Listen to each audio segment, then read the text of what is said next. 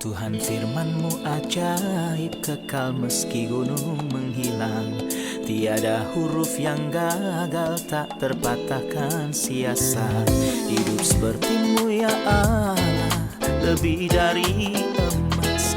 Aku bersaksi kitab-Mu, kitab yang suci. Mendengarkan firman-Mu, hibur hati yang luka. Terangilah langkahku kemanapun ku pergi. Biarkanlah firman-Mu berkuasa atasku. Ubahkanku, bebaskanku, ku mau menyenangkan-Mu. Tuhan firman-Mu ajaib, kekal meski dunia. Ubah dan bebaskan aku, mau menyenangkan-Mu. Salam para pemirsa yang terkasih dan semua pemirsa kami dimanapun Anda berada dalam episode baru program pembelajaran Alkitab Harian Semua Kitab Suci.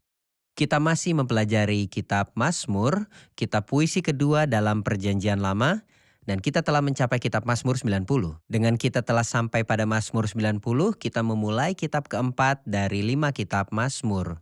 Sebelumnya mari kita sambut telah hadir di studio tamu saya, pelayan Tuhan yang saya hormati, Saudara Yosef Riyad. Selamat datang Saudara Yosef. Terima kasih Saudara Riyad. Juga menyambut para hadirin, selamat datang saudara sekalian.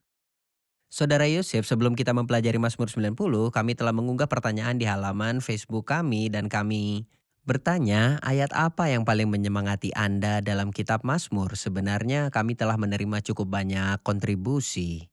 Saya hanya akan bagikan beberapa. Pendeta Ashraf Besai telah menulis ayat yang paling menyemangati saya adalah demi namanya. Ketika dia memulihkan jiwaku dan menuntunku dalam Mazmur 23. Benyamin Abdel Malak menulis ia menggembalakan mereka dengan ketulusan hatinya dan menuntun mereka dengan kecakapan tangannya. Joseph Gerges menulis sungguh hatinya melekat kepadaku maka aku akan meluputkannya. Aku akan membentenginya sebab ia mengenal namaku. Yvette Nabil menulis Tuhan di tempat tinggi lebih perkasa. Raed Rizik menulis orang yang mengenal namamu percaya kepadamu sebab tidak kau tinggalkan orang yang mencari engkau, ya Tuhan. Wanes Habib menulis Tuhan semesta alam menyertai kita, kota benteng kita ialah Allah Yakub. Kamal Saleh menulis Tuhan adalah terangku dan keselamatanku, kepada siapa aku harus takut? Tuhan adalah benteng hidupku, terhadap siapakah aku harus gemetar? Sesungguhnya sungguh luar biasa bahwa perkataan Alkitab dapat menjadi alasan untuk menguatkan orang percaya sepanjang zaman. Setelah tiba di Mazmur 90, kita perlu untuk membahas tentang topiknya dan posisinya di antara 5 bagian Mazmur. Baiklah, Mazmur ini mulai kitab keempat dari 5 kitab Mazmur yang sesuai dengan kitab bilangan di antara 5 kitab Musa. Kitab bilangan adalah kitab tentang padang gurun. Bahkan dalam bahasa Ibrani kitab ini tidak disebut bilangan tetapi padang gurun. Dan di sini kita melihat bahwa kitab ini adalah satu-satunya Mazmur yang diberi judul dari Musa abdi Allah yang adalah abdi padang gurun. Karena kita tahu bahwa Musa telah hidup 80 tahun di padang gurun sementara 40 tahun di istana Mesir. Dia hidup 40 tahun di istana, kemudian 40 tahun di padang gurun Midian dan 40 tahun di padang gurun Sinai. Oleh karena itu, tidak diragukan lagi dia adalah orang padang gurun. Jadi ia adalah orang yang paling tepat untuk menceritakan pada kita tentang padang gurun. Tema dari Mazmur ini adalah manusia di bawah kuasa dosa dan maut. Sekali lagi, saya percaya bahwa Musa adalah orang yang paling tepat untuk menceritakan kepada kita mengenai hal ini. Seperti yang akan kita lihat dalam Mazmur ini, bangsa itu membuat Tuhan marah dan jengkel. Dan sebagai akibatnya, jasad mereka semua bergelimpangan di padang gurun seperti yang kita ketahui kecuali 2 orang, Yosua bin Nun dan Kaleb bin Hezkiel.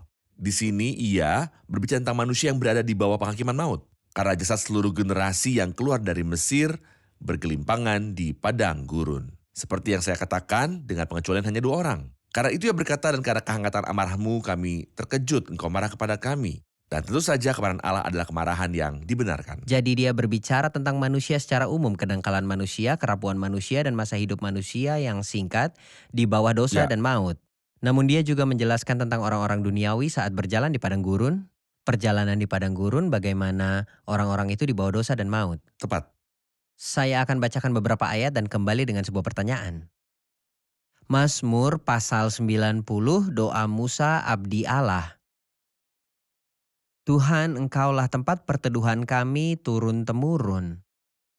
Sebelum gunung-gunung dilahirkan dan bumi dan dunia diperanakan, bahkan dari selama-lamanya sampai selama-lamanya Engkaulah Allah. Engkau mengembalikan manusia kepada debu dan berkata, "Kembalilah hai anak-anak manusia, sebab di matamu 1000 tahun sama seperti hari kemarin apabila berlalu atau seperti suatu giliran jaga di waktu malam." Engkau menghanyutkan manusia, mereka seperti mimpi, seperti rumput yang bertumbuh. Di waktu pagi berkembang dan bertumbuh, di waktu petang lisut dan layu. Dia berbicara dan menyampaikan kepada Allah dengan berkata, "Tuhan, Engkaulah tempat perteduhan kami turun-temurun. Sebelum gunung-gunung dilahirkan dan bumi dan dunia diperanakan, bahkan dari selama-lamanya sampai selama-lamanya Engkaulah Allah." Dia berbicara kepada Tuhan dan mulai berbicara tentang kedaulatan Tuhan dan kekekalan Tuhan dan kedangkalan makhluk hidup. Apa yang bisa kita pelajari? Yang paling mampu berbicara tentang Allah adalah hamba Allah. Dan ini adalah judul yang indah dari Mazmur Doa Musa, hamba Allah. Siapakah yang lebih mampu menceritakan tentang Allah selain orang yang telah hidup dekat dengan Allah? Tentang dia, Mazmur 103 berkata, "Ia telah memperkenalkan jalan-jalan kepada Musa, Allah telah memberitahukan jalan-jalan kepada Musa, sementara orang Israel baru saja mengetahui perbuatan-perbuatannya." Jadi ia memiliki persekutuan yang sangat erat, sehingga ia disebut sebagai juru bicara Allah, yang berarti orang yang berbicara dengan Allah seperti orang berbicara dengan temannya. Orang yang mengenal Allah dan mengenal manusia dengan baik. Karena ia telah mengalami ketidakjujuran dalam dirinya sendiri dan dalam diri orang-orang. Namun dia berpaling kepada Tuhan sambil berkata, "Tuhan, Engkaulah tempat perteduhan kami turun-temurun." Dikatakan bahwa kata tempat perteduhan atau tempat perlindungan dalam bahasa Ibrani hanya disebutkan 3 kali. Pertama kali dalam kitab Ulangan pasal 33, Allah yang abadi adalah tempat perlindunganmu, dan di bawahmu adalah lengan yang kekal. Dan ini juga merupakan ungkapan yang diucapkan Musa dalam himne tersebut yang dia nyanyikan di akhir kitab Ulangan. Kedua kalinya di kitab Mazmur pasal 91 ayat yang ke-9. Lagi, sebab Tuhan ialah tempat perlindunganmu, yang maha tinggi telah kau buat tempat perteduhanmu. Jadi beberapa penafsir mengatakan bahwa meskipun Mazmur 91 tidak memiliki judul, tapi kemungkinan besar ditulis oleh Musa karena kesamaan topik. Dan karena pengulangan kata perlindungan dalam Ulangan 33 dan Mazmur 90. Faktanya ungkapan perlindungan yang luar biasa. Pada saat bahaya aku mencari perlindungan. Orang-orang yang tinggal di daerah perang, dan faktanya secara rohani, kita hidup di medan perang, kita tidak berada dalam arena bermain. Namun dalam perjuangan, kita membutuhkan perlindungan dan Anda tidak akan pernah menemukan tempat perlindungan yang dapat melindungi Anda dari bahaya rohani yang Anda hadapi, kecuali nama Tuhan adalah menara yang kuat. Kesanalah orang benar berlari dan ia menjadi selamat. Baik, kita akan istirahat sejenak dan kembali lagi untuk bertanya tentang ayat 3, Engkau mengembalikan manusia kepada debu. Kembali lagi setelah jeda. Pemirsa yang terkasih, kita akan bertemu kembali setelah jeda berikut. Mazmur ke-90 memandang manusia sebagai makhluk bukan binatang yang berevolusi. Dia adalah makhluk unik yang tiada duanya. Dia memiliki tubuh yang diambil dari tanah. Ia akan hidup dengan tubuh itu dan dari keringatnya ia akan makan. Sampai tiba waktunya ia akan kembali kepada debu tanah yang darinya Allah menciptakannya.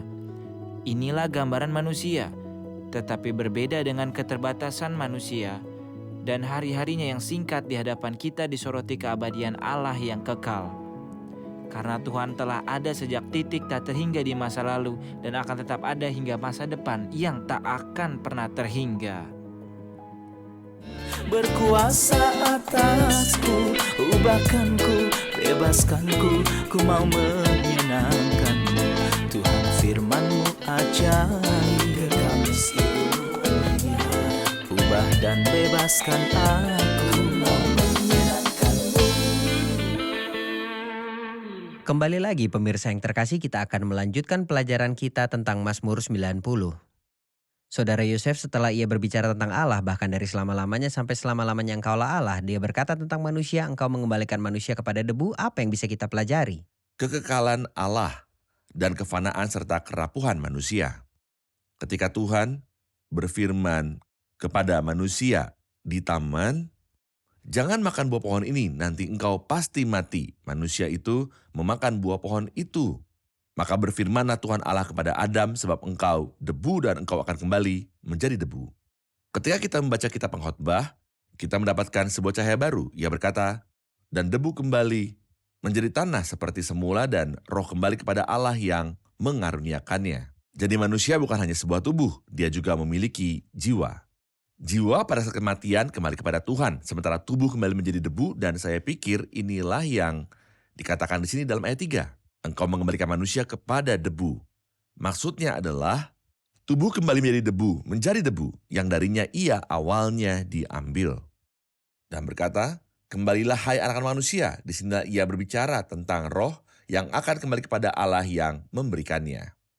Kemudian dia berkata, sebab di matamu 1000 tahun sama seperti hari kemarin apabila berlalu atau seperti suatu giliran jaga di waktu malam. Dia berbicara tentang waktu, Saudara Yosef, evaluasi waktu di mata Tuhan. Karena dia adalah yang kekal. Maka tentu saja waktu bagi kita sangat berbeda dengan waktu bagi Allah.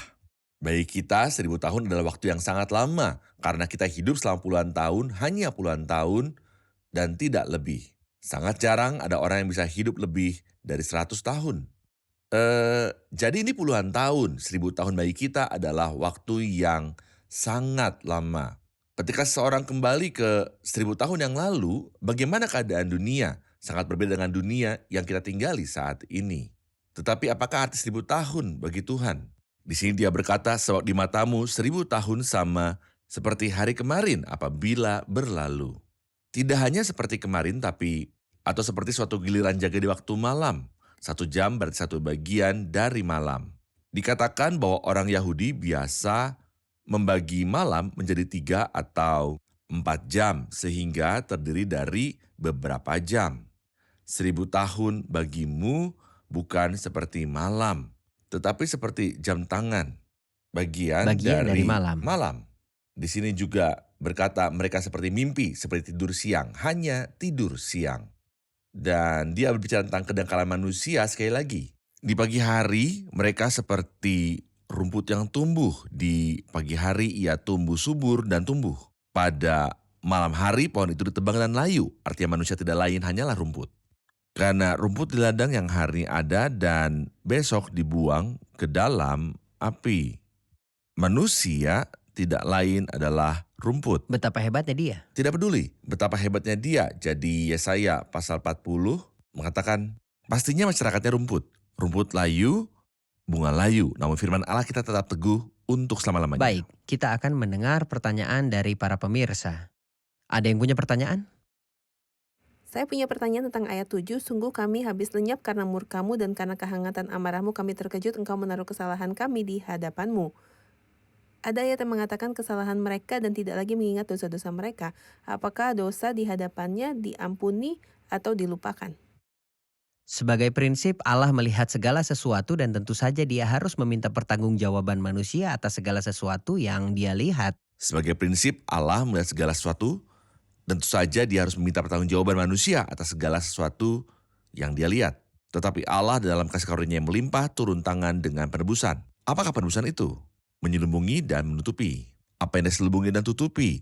Kondisi dan dosa kita. Apa yang diselubungi dan tutupi?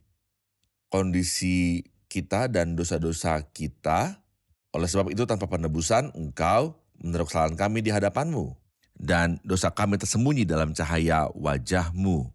Ini terjadi tanpa penebusan, tetapi dengan mengorbankan dan menjadi dasar penebusan, dengan mengorbankan darah perjanjian baru, kesalahan mereka dan tidak lagi mengingat dosa-dosa mereka. Jadi ini sungguh luar biasa pengetahuan kita tentang penebusan Kristus di Golgota. Tanpa penebusan, hal-hal yang tersembunyi akan terlihat dalam terangnya. Dia melihat segala sesuatu dan meminta pertanggungjawaban kita untuk dosanya. itu. Dalam ayat 9, sungguh segala hari kami berlalu karena gemasmu, kami menghabiskan tahun-tahun kami seperti keluh. Masa hidup kami 70 tahun dan jika kami kuat 80 tahun. Dan kebanggaannya adalah kesukaran dan penderitaan sebab berlalunya buru-buru dan kami melayang lenyap. Apa yang kita pelajari, Saudara Yosef, dari ayat-ayat tentang tahun kehidupan manusia? Tahun-tahun itu sedikit. Katanya di sini kami menghabiskan tahun-tahun kami seperti keluh.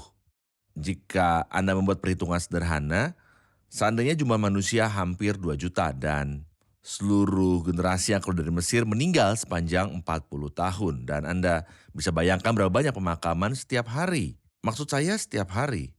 Berapa banyak yang akan mati dan dikuburkan dan perjalanan terus berlanjut?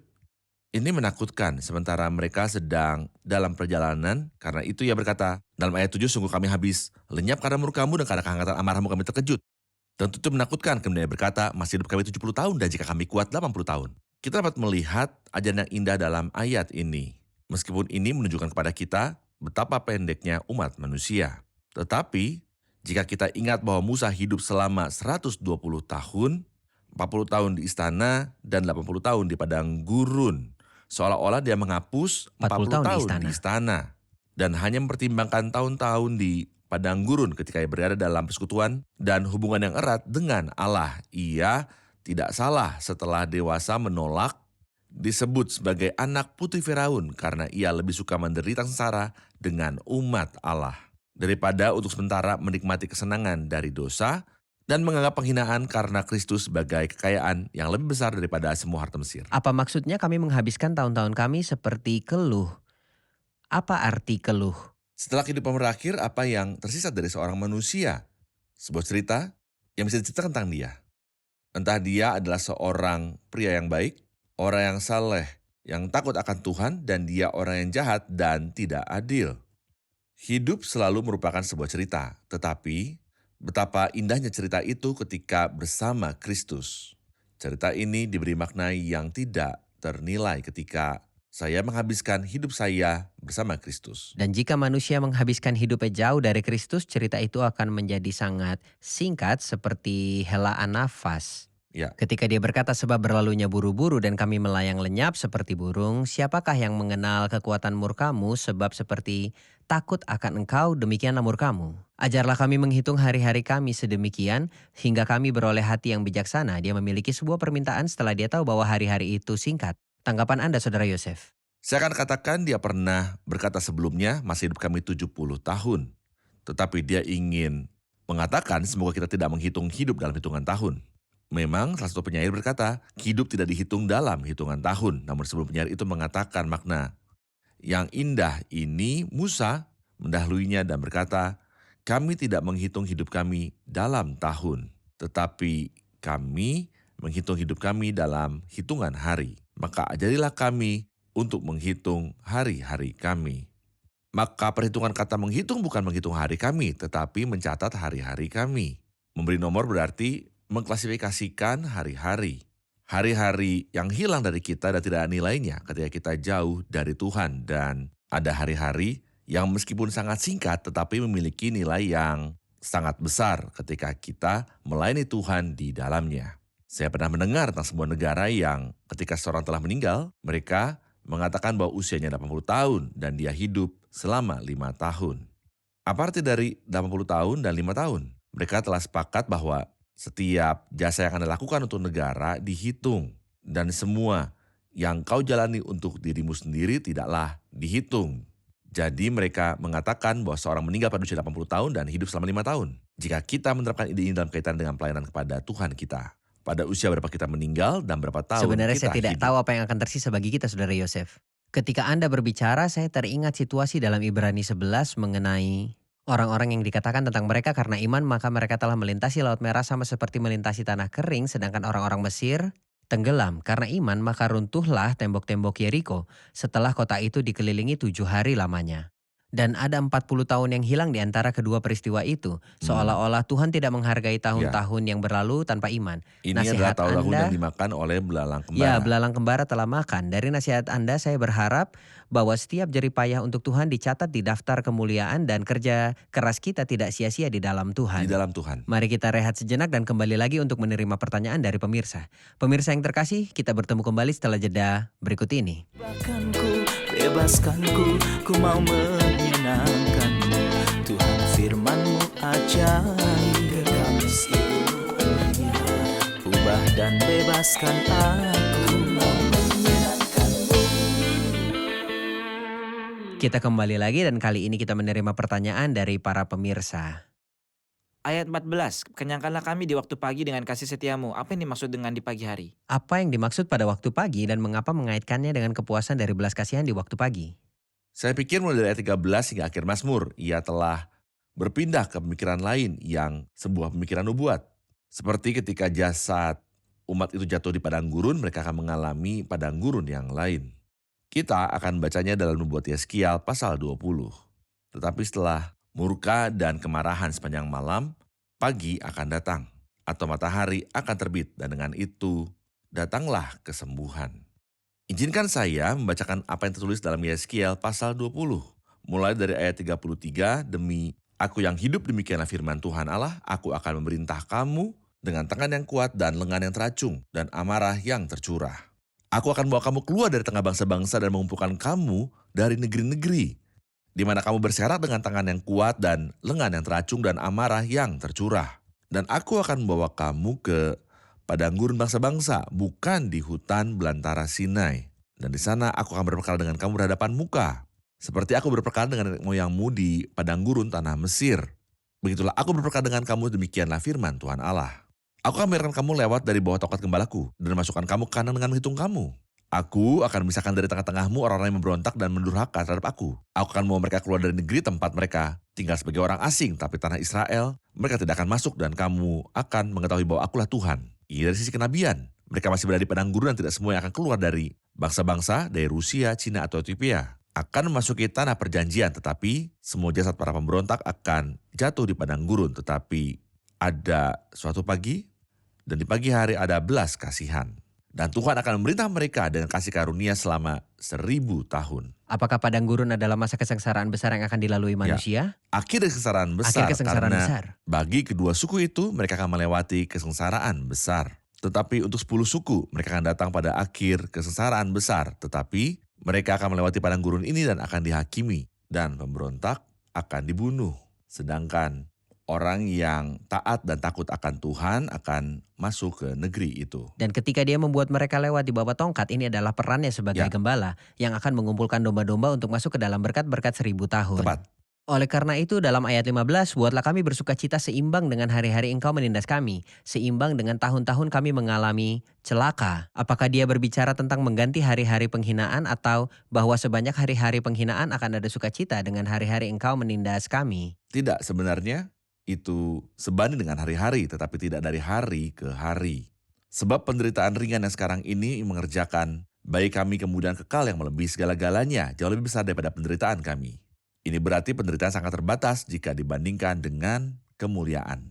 Sebab aku yakin bahwa penderitaan zaman sekarang ini tidak dapat dibandingkan dengan kemuliaan yang akan nyatakan kepada kita. Tetapi ada perbandingannya, semakin banyak penderitaan ada di sini, maka sukacita Anda akan semakin berlipat ganda. Ayat 16, biarlah kelihatan kepada hamba-hambamu perbuatanmu dan semarakmu kepada anak-anak mereka. Kiranya kemurahan Tuhan Allah kami atas kami dan teguhkanlah perbuatan tangan kami. Ya, perbuatan tangan kami teguhkanlah itu. Ia mengakhiri Mazmur ini dengan perbuatan tangan kami dan ia berkata, teguhkanlah bagi kami dan teguhkanlah. Mengapa ia menyebutkan perbuatan tangan? Ia tidak hanya menyebutkan perbuatan tangan, tetapi perhatikan bahwa sebelum perbuatan tangan, ia menyebutkan kasih karunia. Dan menurut saya, penting sekali adanya perbuatan. Tapi jangan lupakan peran kasih karunia. Karena di dalam kasih karunia kita tidak tidur, tetapi di dalam kasih karunia kita bekerja. Jadi ayat ini dimulai dengan kiranya kemurahan Tuhan Allah kami atas kami. Kasih karunia bukan berarti percaya lalu tidur. Tetapi kasih karunia berarti kita melayani dengan segenap kekuatan kita. Mengetahui bahwa jerih payah dan pekerjaan kita tidak akan pernah hilang. Dan inilah dikatakan di sini, dan teguhkanlah perbuatan tangan kami. Ya, perbuatan tangan kami teguhkanlah itu. Maka kasih karunia terlebih dahulu, lalu datanglah perbuatan, dan benar. perbuatan yang terkait dengan kasih karunia itu diteguhkan. Jadi Diteguhkan mereka diteguhkan, dan dihargai. mereka diteguhkan bagi kita dan diberi upah. Benar. Perbuatan lain meski baik dari sudut pandang manusia namun jauh dari kasih karunia Allah, perbuatan itu tidak Ya. diteguhkan. Ini berarti perbuatan lain Benar. tidak membawa kita ke dalam atau mengikuti kita dan tidak diingat di Mereka hadapan tidak Tuhan. memiliki makna. Baik, terima kasih Saudara Yosef, Tuhan memberkati. Mari kita Tuhan memberkati ulas Anda. bersama para pemirsa. Apa yang Anda dapatkan hari ini para pemirsa? Sungguh luar biasa bahwa saya menjadikan Tuhan sebagai tempat perlindungan saya di setiap jalan. Bahkan jika saya melakukan dosa tetapi saya kembali berlindung di tempat perlindungan. Ini adalah ajakan bagi semua orang yang belum datang kepada Tuhan Yesus untuk menjadi tempat perlindungannya. Saya telah belajar bahwa usia yang sebenarnya dari manusia adalah yang dihabiskan untuk melayani Tuhan dan bersekutu dengannya. Tak seorang pun dapat berbicara tentang Tuhan dan orang-orang mempercayainya atau melakukan apa yang dia katakan kecuali jika ia berada dalam persekutuan yang sejati dengan Tuhan. Dalam Mazmur ini kita belajar bahwa hidup tidak diukur dalam tahun tetapi dalam hitungan hari, dan bukan hanya menghitung tapi menomori. Itu berarti klasifikasi. Aku telah hidup padanya oleh Tuhan, maka itu diperhitungkan, sedangkan saat aku tidak, itu juga tidak dihitung.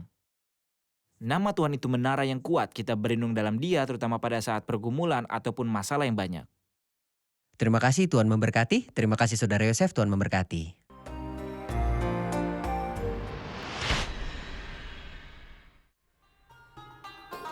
لا جيوش ولا خيل هتخلصني، ولا سيف ولا قوس يدي النصرة، دي يمينك بس ونور وجهك، وبروحك مش قوة وقدرة.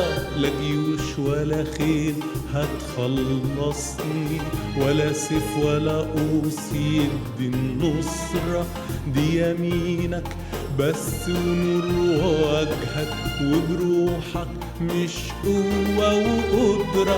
أنا صابر مش هطرح ثقتي، مستنيك ورجايا أكيد، بإيمان وأنا راح تتحقق في حياتي كل المواعيد. أنا صابر مش هطرح ثقتي، مستنيك ورجايا أكيد، بإيمان وأنا راح تتحقق في حياتي كل المواعيد. ده اللي قلبه مشغول بيك بيلاقي نعمة وإحسان، واللي عينه بتنظر ليك مش ممكن يرجع خجلان. ده اللي قلبه مشغول بيك بيلاقي نعمة وإحسان، واللي عينه بتنظر ليك مش ممكن يرجع خجلان. أنا صابر مش هطرح ثقتي، مستنيك ورجايا أكيد، بإيمان وأنا راح تتحقق في حياتي كل المواعيد. أنا صابر مش هطرح ثقتي، مستنيك ورجايا أكيد، بإيمان وأنا راح تتحقق في حياتي كل المواعيد.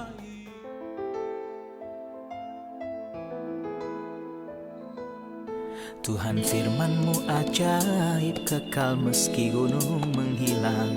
Tiada huruf yang gagal, tak terpatahkan siasat. Hidup seperti-Mu ya Allah, lebih dari emas. Aku bersaksi kitab-Mu, kitab yang suci. Perdengarkan firman-Mu, hibur hati yang luka. Terangilah langkahku kemanapun ku pergi. Biarkanlah firman-Mu berkuasa atasku. Ubahkanku, bebaskanku, ku mau menyenangkan-Mu. Tuhan firman-Mu ajaib, ubah dan bebaskan aku.